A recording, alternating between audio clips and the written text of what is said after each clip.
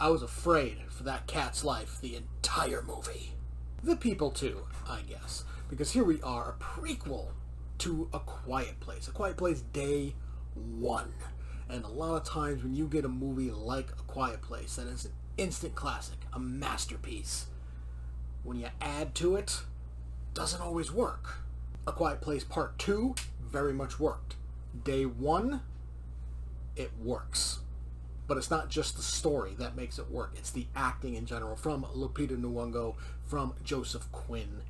And they're a fantastic on-screen pair. And they make you want to care about their characters. They make you want to care about their well-being. We learned something about Lupita Nyong'o's character very, very, very early on. Like literally the opening of the movie. And can't really say what it is because it's a massive spoiler for her character. But she has a certain motivation that she wants to, something she wants to accomplish.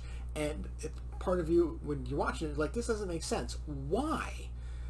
But a little later on, we find out why, and it tugs at the heartstrings. There are quite a few scenes in the trailer that are not in there. Not at all in the movie. I'm pretty sure they're there to mislead you. And there's other scenes that are in the trailer that are in the movie, but they are different.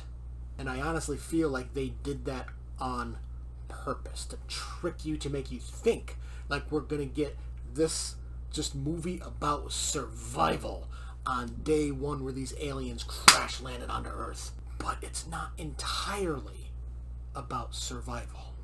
Much like the original 2 movies, this has the sense of impending doom and dread, but it also has that sense of hope. And that's what makes A Quiet Place Part 2 so good. Not only are you fearing for these characters' lives, there's also hope that they're going to survive, with whether it be from the help of somebody or from their own actions. And Day 1 does the same thing. We've also got a good amount of lore added to the story. We still don't know exactly where these creatures come from, other than space, but we know a little bit more about them in general, how they tick. At one point we actually get like a close-up of one of the hearing glands. I'm guessing it's a gland. But we get more lore added to these creatures and to this world that John Krasinski built in Part 1 and Part 2. And this is how you make a prequel. Ultimately, A Quiet Place Day 1. A lot of the time when we get a prequel to a movie, it's a money grab. That's all it really is. And while I'm sure Quiet Place Day 1, they're looking for money, they're looking for it to be a blockbuster, no doubt about it.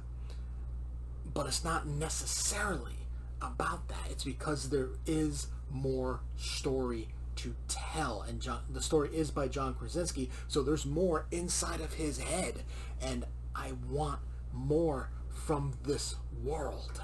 It doesn't matter if it's a continuance of Emily Blunt and her family. It doesn't matter if it's a continuance from Day 1 and we get different stories from different people's points of view.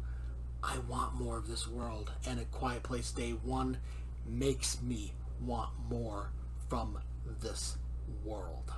Quiet Place Day 1 gets an A+.